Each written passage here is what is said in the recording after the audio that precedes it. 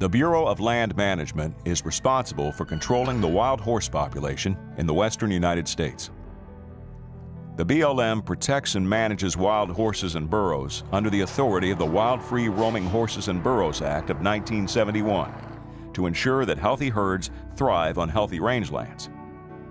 For the past 7 years, the BLM has failed to do their jobs as overpopulation has reached catastrophic levels. Case in point, in February, the BLM coordinated a horse gather on the Fish Creek Herd Management Area in Eureka, Nevada.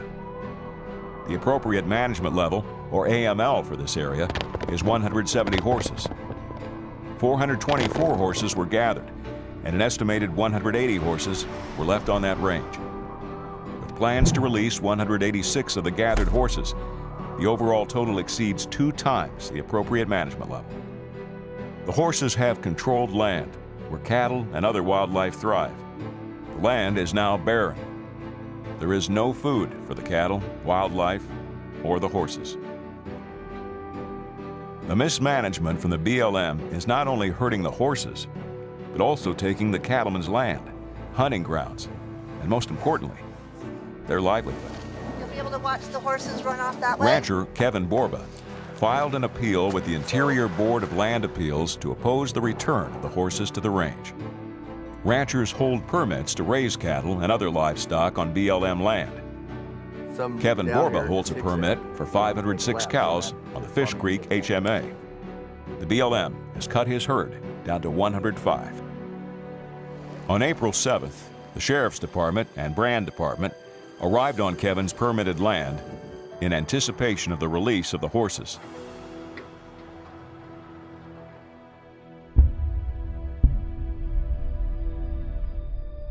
What's the deal on the horses?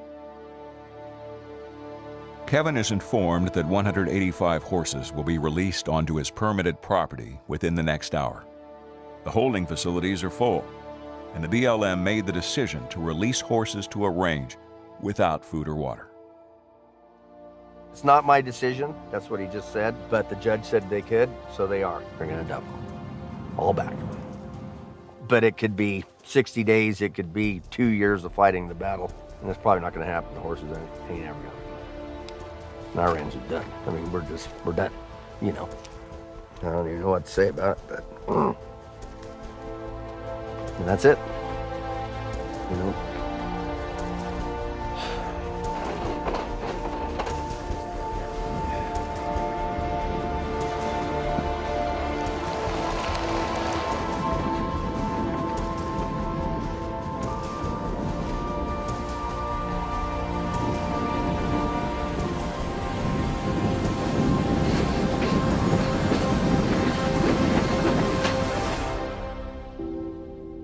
They gathered 424 head of horses, 30-some from the neighbor, 35 exactly from right over the hill here. The rest came off of here. And the helicopter guy, Mr. Couture, that did the gather, he's very good. And he said, Kevin, you have just as many that we gathered still out there. They're still there. We got no choice, sell the cattle. There's nowhere to go. And that's what we're afraid. I'm sure that's what's gonna happen. And they know that. And it's just, and it seems like that, you know, a lot of the different ranchers act like they got a lot of bite, but they're so afraid of them, they're scared to mention a word, you know, because they're afraid that they're going to be targeted next. If I could save one rancher that's been here forever, my hat's off to him. I'll walk away, and maybe our fight will bring it to the public's eye so the government starts helping us instead of going against us. The BLM's mandate to cut down the herd size for all livestock doesn't fix the problem. The ranchers play a pivotal role in maintaining the land and keeping an ecological balance. They own the water rights. They pump the water for all the animals. They move their animals off the range so it can recover and replenish. The horses have no boundaries and will eat until there's nothing left on the range. But a person should have to be in that position. They're supposed to work with us, but they work against us. The story doesn't end when the horses are released or left on the range. The story ends with the horses dying of thirst or from lack of food because they are left on ranges that have no chance of supporting their numbers. It breaks my heart. I mean, this is this is for my kids and their kids, and this is all we can give them. And we work hard. We don't ask for nothing from nobody. We just try and work hard and do our thing. And we're not the only one. There's several ranches like me, and there's ranches that's been here for generations and they've lost.